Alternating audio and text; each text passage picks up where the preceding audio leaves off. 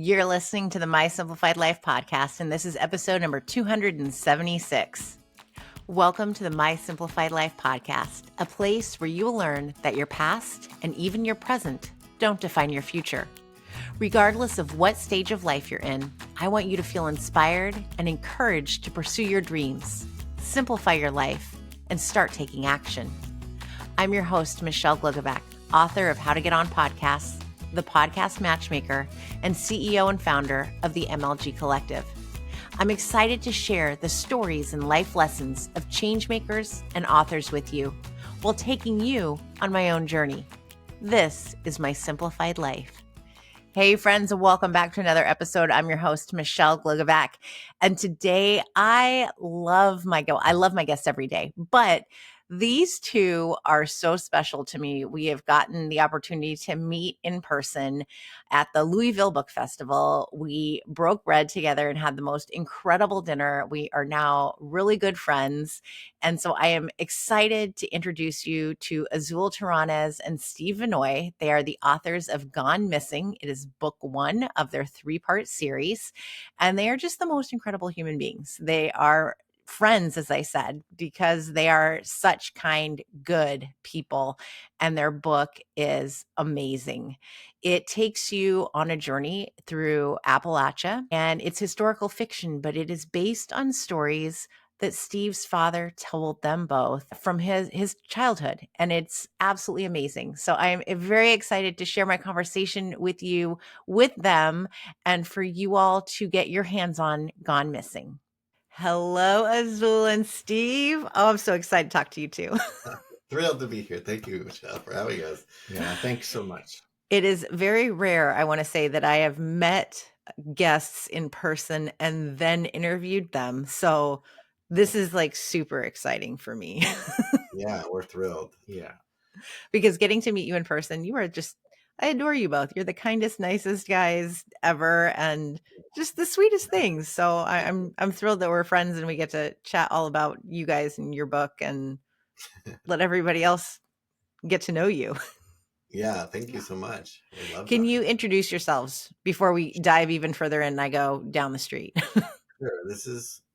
Well, I'm Steve. I'm Steve Vannoy. And I'm Azul Terronez, and we're the co-founders of Authors Who Lead, and we write typically nonfiction and help others write them. And in this book series, we decided we would write together, which is something we've never done before. Writing fiction with purpose is something we've come to understand is important because you're writing for something bigger than selling a book. You're writing for some sort of legacy. And this legacy that we wrote about, The Adventures of Cinder Bottom, is about our father and Steve's dad and his life growing up in a small coal mining community in the hills and hollers of southern West Virginia, and about the red light district he grew up next to and what it was like.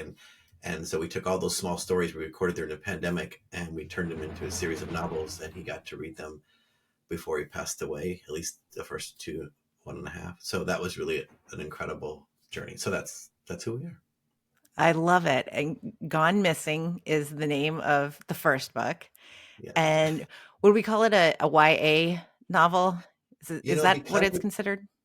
It's not really. We put it in there. It doesn't really do well. There's it's mature stuff in there because there's brothels, there's gambling, there's things like that, moonshine, but it's from the perspective of 14-year-old boys. So it has that lens. So I would say it's definitely young adult in nature, but it's definitely probably more people who love nostalgia, historical fiction, and like remembering the past. Yeah, I was going to say historical fiction. The nostalgic aspect, it's kind of more of a fun mystery adventure type experience. So I think of like reading Hardy Boys when I was a kid with my mom, or, books that are somewhat innocent, but they might open up the door to your imagination for what was happening. Yeah, I would say innocence has shifted since that time. So like innocence of what used to be innocence is different now. So I think that's why it could still work. It seems like a very innocent book in comparison to the rest of the world. Right. In comparison, just turning on the TV and they can say certain things and do certain things that I find questionable. Right. And, it's funny because my son started reading it the other day and he goes, Mom, what genre is this? I need to write it down for school. And I went, well, it's YA for sure. And he goes, It's not a genre. Is this historical fiction that I'm about to read? And I went, yep, that's what it is. And he is way beyond where I thought he was. Right. That's awesome. Great. Share with me how you got to hear these stories from your dad. Did you have to ask about them, or are these things that he was sharing throughout your lifetime? Well, I would say my dad is like supreme storyteller. He was always like that. We lost him 2 years ago, so I still feel like he's with us. Certainly in these books, he's living. Yeah. But he was always a storyteller. It's one of the things I think that made him so unique. Is he could recall these times from when he was growing up in this area that he was like 15 or 20-minute walk to where this red light district, Cinder Bottom, in the town of Keystone, West Virginia, which is in McDowell County. And it's kind of like an entire place of its own. It's so unique. It's so diverse. It's changed, obviously. I mean, when he grew up there, it was really a big booming, bustling coal mining area where there were lots of people. But yeah, he told us stories. He never told me any of these stories until we started hearing them, 4 or 5 years ago. I think it was that when we started dating, we started getting to know each other. It took a while, you have families blend, but he always wanted to pull me aside and tell me, because I was so curious. I don't know anything really. So he was like, let me tell you one, Azul. And he would tell me a story that seemed totally far-fetched and nuts, or sort of like not what you expect a 13 or 14-year-old kid to be doing. So I would just write them down, or I'd record them. And eventually we're like, we need to just record these, Dad, because there's so many now, like 30 of these stories you keep telling us. And we taught him how to use Zoom because it was a pandemic. We couldn't get there. So we recorded them on Zoom. And we were accustomed to having these FaceTime conversations with my dad and with my mom. We've done that for years. 7 years ago, well, actually 9 years ago, we left the country. And for 2 years, we lived overseas. So it was a way that we could stay more connected beyond a phone call. Yeah. Mm-hmm. So for a long time, they had been accustomed, both of my parents. And I think that's at the end of our conversations, and we just enjoy them so much. We've traveled together. We did lots of things together in person. When the pandemic hit a few years ago, that was the opportunity again to really focus on our FaceTime sessions. Yeah. And that turned into, hey, Dad, maybe we should record these. Maybe we need to write this down. Would you want to write a book with us? Like, we could do all the heavy lifting. You provide the seeds of the stories, or the ideas, if you will. Mm-hmm. And he loved it. He jumped on it. He was like, absolutely, yeah, let's do it. That sounds awesome. So, yeah. I love it. It shares that part of history. You get to relive it as if you were there. But then it's also like these mischievous little, what are they up to? The main character, Smokey, is, he's lurking around trying to figure out what the mystery is and why somebody's in town. And I love that he goes up to all of these adults and these, business owners, and they all know him, they welcome him, and they just chat it up.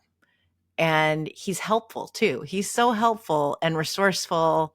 You're just like, yeah, you're a good kid who's drinking moonshine and smoking cigarettes. But you're a good kid. Let's get around. Well, and that's the thing we had to reconcile when we're telling the stories. So he might say something simple like, oh yeah, I used to buy liquor from Ed over there. And I was like, huh. So then I would have to imagine, well, where would Ed be? Where would he be selling it? And he would tell me stories about somebody and say, yeah, well, he had 4 kids. And then he'd tell, oh yeah, his dad was in the penitentiary when his brother. And I was like, I just would shovel these things in a little envelope in my mind. And then when I just writing, they would just pop up and I would just go, oh, that must go here. Oh, that must go here. So he never told us full stories. They were just those little teeny moments. And then my job as the story creator is to map out the story and then give Steve the chance to make it more like West Virginia with the names of the trees. And he goes, well, the road was this. That's not this holler, it's this one. Or they wouldn't have said it like that. They would have done this. And I was like, I wanted it to sound so familiar that when people were done, they go, I kind of feel like I want to go there. I think I've been there kind of feeling. That's the goal of what we were trying to make. A place that no one, even people 30 minutes away don't want to go there anymore. It has a negative reputation Mm, for a different reason now. But what we want to do is paint the picture of what it was like for Smokey when he lived there. yeah. And that's what it was. And Duwat, his Do friend. what?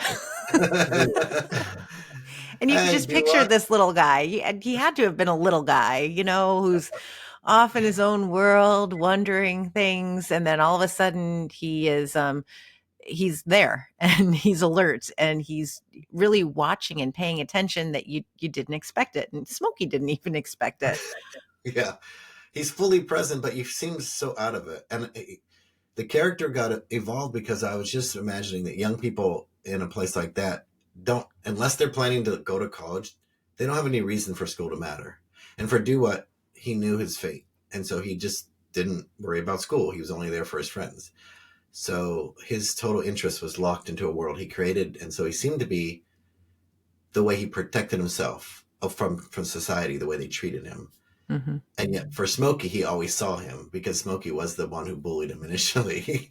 I know. And I'm, then, I'm just thinking back to that scene where how they became friends, and you're just gonna make me cry with one stealing the lunch, and he's like, "Well, then you must need it."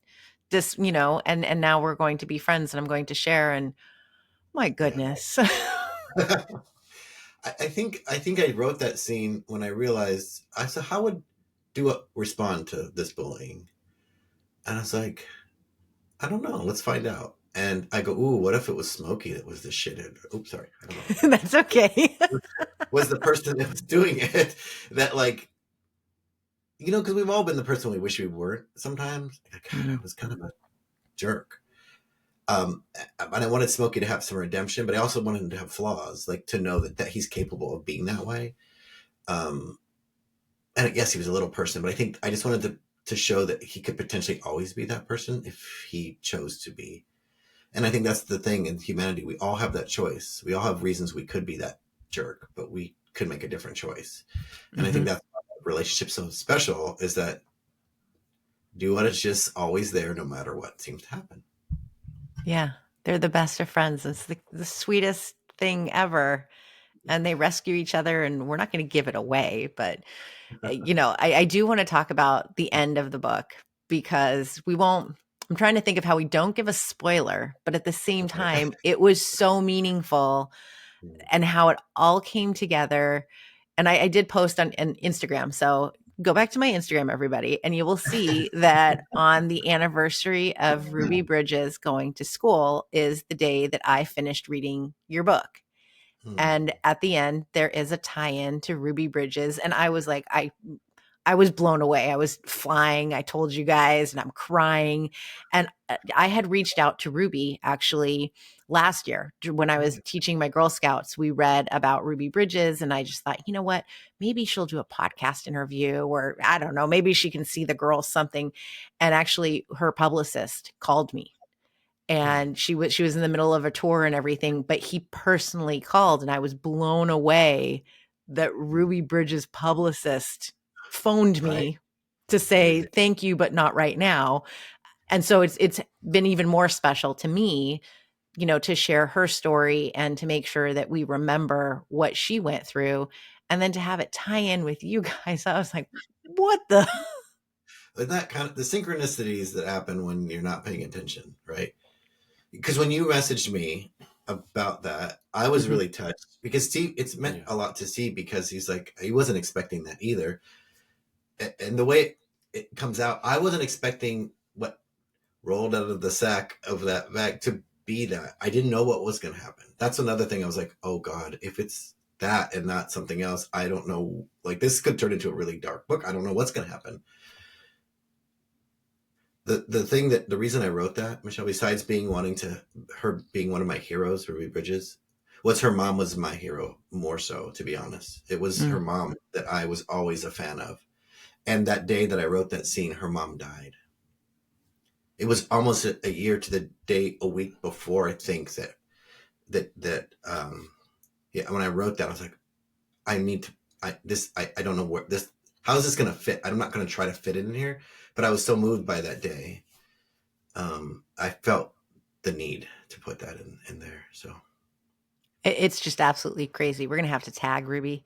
Uh, we're gonna let her know that we're talking about her, and that this was all. It just all came together in such a magical type of way, and so special. Out of all the people, all the stories, anything that could happen, that it was the three of us who connected. I'm reading your book, and then we bring Ruby Bridges into it. Right. Mind blown. One of the really cool things with historical fiction and with this book, this series, is the opportunity to where there's a blurred line between what really happened and what's fiction, what's not real here.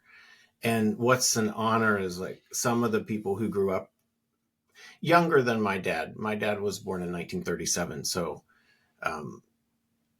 that the people who are reading it, who are in their 70s, maybe they grew up more close to the 50s when this takes place, hearing their feedback, and they're like, that's exactly what it was like. I remember it just like that, even though it's all fiction, but it's based on reality. The sidekick do what?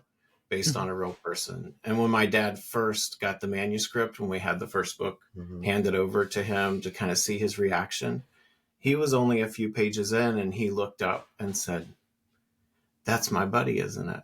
And I won't share his name just because of protecting him, but it's a real person, like that. All these things were real in some form or fashion, but some of it's made up. The majority of it's made up, but the realness is the place is real. And I wanted it to feel like you could see it, like you could walk down the street and go, I'm in Cinder. I could feel it. And so I don't know if that's what it comes across like, but that was the goal, to tell the stories of Appalachia that aren't the ones that are coming out, the narrative that were being pumped by the media. So we wanted to have the true stories of what it's like by the first account experience of people. And so it was important for us to honor our father, tell his stories, but also honor those people and honor this group of immigrants, people who just came, who were dumped there to bring coal out of the earth. These thriving, beautiful communities, incredible that no longer exist, that now are gone, or at least they've hushed them so they can strip mine, and they don't need to worry about. But these communities were people's livelihoods and built this nation with coal. So anyways, we really enjoyed it. And I love this style of book. I just found it easy and effortless to write, as if I were just watching it unfold. I wasn't writing it. That's why I was so surprised when Ruby Bridges came up, because I wasn't intending to put that person in the book at all. Why would I put that in the book of, like, there was no real connection. Like there was no, and that happens to me. If something comes up, I'm like, I don't know why this is coming up. I'm just going to let it be, because there must be a reason. And the synchronicities that happen with you are part of that reason. You never know what impact you're going to make on someone by letting that happen. I love it. And what a gift, not only for the people, but for your family too. Your family must be so grateful that they have these stories, that they know that it's about grandpa, it's about, an uncle, it's about your dad, that they now get to hold on to, because so many don't. And you were smart enough proactive enough to get all of these stories down when you did. Yeah, I think that's the thing I noticed is, I said, if we don't do this now, Steve, it's easy to talk about wanting to do. People talk, that'd be really great, but very few people do. And I didn't want to be one of those memory books that people make and put all the Facebook posts. And I wanted it to be something more meaningful, and not because those aren't meaningful, but because I thought this could be really meaningful. Like if we use it in the right way, not only will it capture Smokey's legacy, it'll capture so much more about a world that's gone. And I've got to go to Cinder Bottom, where it was, and see what's left of it, and be in that place. It's hard to imagine it being bustling, but if you do, you see this amazing city, this amazing thriving place where there's plenty of people, where now there's just abandoned homes and few residents. And and I said earlier, communities are gone. It's not that there are physical structures and there are people and the communities are there, but the contrast of having over 100,000 people in McDowell County, West Virginia in the 1950s, with bustling theaters and streets and shops and food and just immigrants and people from all walks of life. and very diverse, No. a very integrated community. Probably more African American than in the area where my dad was from, Keystone, North Fork. Really interesting, really unusual. And to see that's what I meant when I say communities are gone. The people and the spirit is still there in some ways, but there's not a way to rekindle that when, it was like, is that over 100,000 people? Now you have like 18,000 people. It's quite different. I think of, ghost towns or like old Detroit or something. Yeah. Or places that lose the engine that's driving a lot of that economy and people move away. So I loved also, I'm thinking to the brothel and the woman who ran it and how she took in these girls that I think that you go in with the assumption of, oh, well, they're there to make a buck and, they're naughty or whatever your assumption is, when in reality, she was trying to save these girls who came out of really bad situations. And it wasn't that they were all doing something. It could be that they were just there to hang out too, per se. And just to see that other side, I thought was really beautiful, that she was rescuing people, that, you had the store owner who had been in prison and, nobody was going to mess with him. And yet he was also one of these giving people, and that they'd have their barbecues all together. And you felt like everybody just loved each other and they were there. And then, 6:00 would hit and things might change a bit. Right. Well, thank you for saying that, because I wanted to paint the picture, again, all the narratives coming out of that part of Appalachia are like, it's just sin and hateful. It's just Sodom and Gomorrah over here. And I was like, you know what? You don't know anything about these people and you're making judgments about them. And yet it was the minister who was there laying with her. And yet you're judging these people. The morals are shifted. But what I noticed is, I said, what if you saw them as human and you saw the depth of who they are and why they're there? You maybe wouldn't judge them so harshly. So Big Ma is the name of that character who runs that brothel. And in Big Ma's house, this is how our dad described it. He goes, hey, there's houses up and down that street. We're like, well, what's a house? He's like, that's a brothel. That's where they come to lay men. I go, well, why do you know? He's like, well, Mom, you need to leave. And then he pushed grandma out and Mom would leave. I was like, he's like, well, and he would start telling us stories. That's where this idea of Dula and Smokey getting asked to paint the rooms where the girls stayed, and they just would imagine things and you don't have to say that. You could imagine these kids wondering what that was like. And these are things he would tell us. I was like, Dad, you're just killing me right now with this. But he would tell us stories of these women, these young girls, and he would get to know them. And of course, because he's enamored with their beauty and their, what they're standing for. But he really did errands for them. He did do that. He was do paper boy over here and then run over here and do errands for the brothel. And it was just so interesting to me. So I wanted to do justice to these humans who are making the lives of people who are suffering just a little bit better. And their lives were getting a little better too. I didn't want it to be a desperate situation. And Big Ma's character represents that. And in book 3, you find out why Big Ma showed up. Oh, I can't wait. There's that element of, or at least the way my dad would describe it, is like what happens in Cinder Bottom stays in Cinder Bottom, kind of that Vegas in Appalachia on some level. But, this type of place was booming and really just came about. And it disappeared in the 60s, I think, is when he said it kind of dried up or things just shifted. The times changed and the need for coal. Really shifted. The need for coal shifted. And brothels, it's just hard to imagine that was happening when he was a kid. Yeah, it is. And that he and his friend would just go and say, hey, could we work for you? What could we do? How can we help? It boggles my mind still. And I, like I said, he didn't tell these stories when I was growing up. Obviously, you might have turned out differently. Right. Yeah. I think fiction with purpose is really about making meaning of it. So I just didn't want to tell the story. I wanted to make everything from that Ruby Bridges to this humanizing sex workers to making coal not the enemy, to making people who come from different places mean something. So I think writing a book like this for me is really, it's what gets me up out of bed. I love doing it. And I didn't know how much it would mean, because writing books together is so different, honestly. I could only imagine. I wouldn't want anybody over my shoulder. Don't either. So here's how it works. Let me spill the tea. This is how it works. Or for book one, at least. Book one. The way book 1 and 2 has worked is I didn't let even Steve know what I was writing. So he had no idea where we're starting, what stories were going to be in there, none of that. He just knew that Smokey would be in the book, because obviously that's the focus. He didn't know about do what. He didn't know any of that. He would say do what. I would laugh, but he would have no idea. I was like, this is great.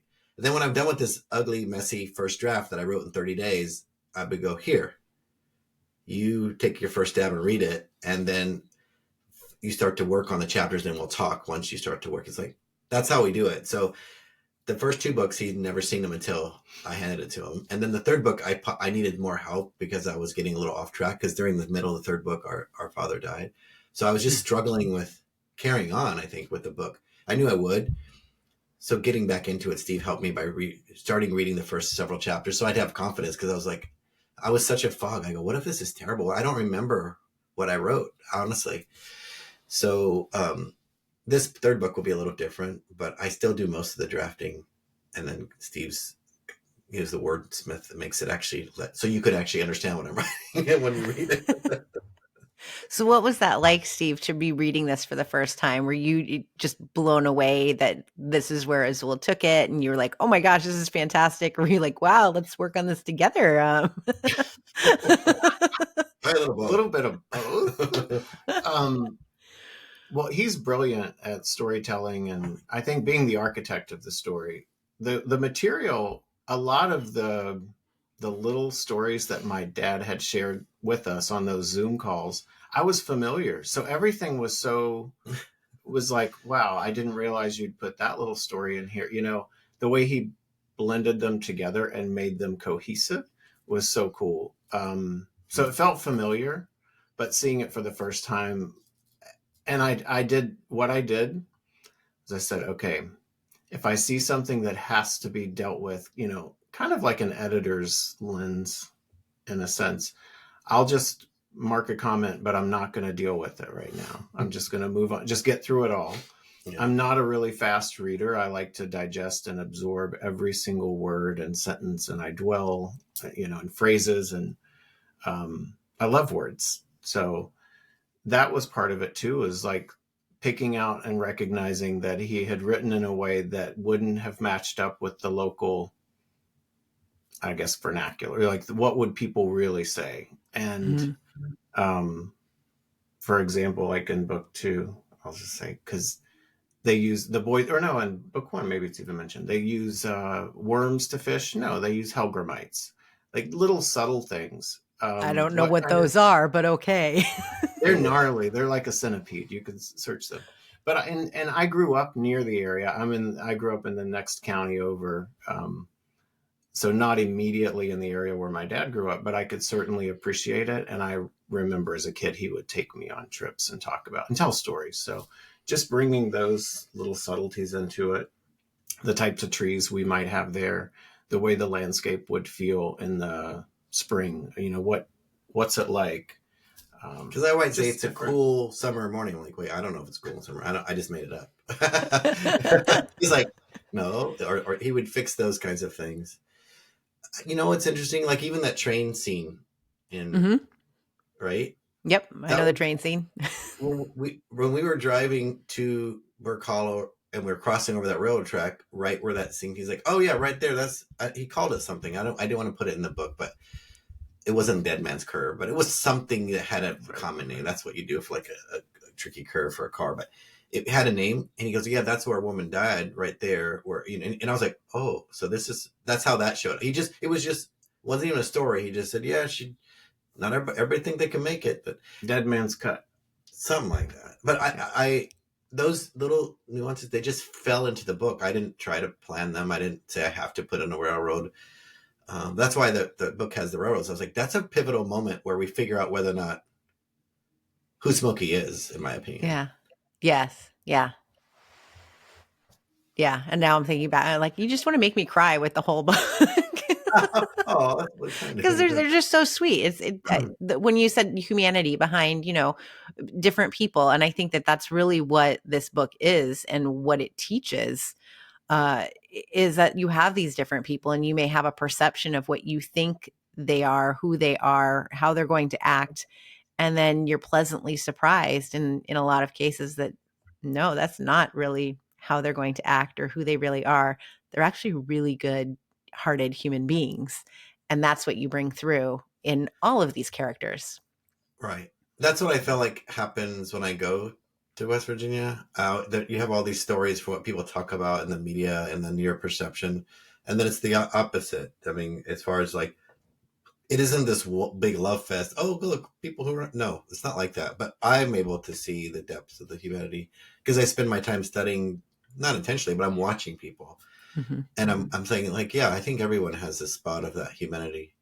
When I wrote of Signore Lorenzo, the one who runs the boarding house, I didn't know how to make him more human, and I didn't want to make him a caricature, but I wanted people to question why he was an older man and was single running this house, because I wanted that to be on the minds of anybody who would notice why wasn't Signore Lorenzo married, and how much he has attention to his opera and his cleaning and his house and his mother. I'm just leaving those things there. I'm just parking this here for you all. Mm-hmm. Because I want it to be people to see that besides your perceptions, this is Signore Lorenzo. You're going to learn to love him regardless of who he is, who you think he is, right? So all those little moments, especially the people of color, the Black people in the book, I didn't want them to be seen as those people, and I didn't want anyone to have that perception. So that's why I tried to push them all together as often as I could, because that's what our dad told us. He goes, it was called, and it was coined this in a newspaper, I think a reporter called it the Free State of MacDowell, because it was an integrated city. It was more blacks than white, and there was equal coal miners that were black. And most people don't think of coal mining as blacks, but that's a lot of black people were coal miners because it's the job they could get in the turn of the century, right into the early parts of the year or in the century. But they weren't segregated like the rest of the world. They had to live in this community where you don't get a chance to be segregated. You might have a separate school because that was kind of the way things were. That's why I also put in there what was going on in America around desegregation. I just tried to make it interesting enough for me so I wouldn't give up writing, to be honest. Well, I'm glad you did, because I didn't give up reading. So Good. The point was, do I want to turn this page? If the reader doesn't want to turn the page, if I don't want to turn the page, then the reader won't. So I've got to make it that interesting for me. I love it. And so Gone Missing, book 1 is out. Book 2 is coming in 2025. Yeah. Right? Yeah, shortly after this recording, yes. Yay. I'm so excited. Can you share where everyone can find it and find you, follow you, and definitely DM these guys for when you're reading it, because why not? It's always fun. Yeah, especially if you're from Appalachia, we always want to know. So yes, you could get Gone Missing as well as the whole Adventure in Cinder Bottom series on wherever you buy books, Amazon, your local bookstore. And you can find us. You can go to cinderbottom.com. You can learn more about Cinder Bottom and about us and the book series. But you can find us at authorswholead.com. And we also have a podcast there, and we interview authors. Usually not as much fiction, so this is really fun for us. And you can find me on their podcast as well. So That's right. That was a good interview too. If you didn't get enough of us today. Thank you guys so much for coming on. And thank you for sharing this part of history with the rest of us in the world, because we need it. We certainly need it. Thank you. Yeah. We need to celebrate ourselves, our communities, our friendships, our love, and commitment to one another. Yes. Thank you, guys. Thank you. Thank you. I absolutely love the theme of bringing humanity to the characters in a book. And that is exactly what Azul and Steve did in Gone Missing. It's the story that builds character, of the reader being able to see through what we might not ordinarily see on the surface. It's the story of empathy, to understand what people have gone through. And I am so grateful that they took the stories of Steve's dad and made sure that the rest of us could go back in time and see what it was like to grow up in Cinder Bottom and to enjoy this story, this tale of these two boys, so that it's entertaining, but it's also educational. And it's just a beautiful story. And I know that you're going to enjoy it. So please go grab yourself a copy of Gone Missing, and then keep your eyes out for books 2 and 3, because I will be sharing them on social media and on the podcast.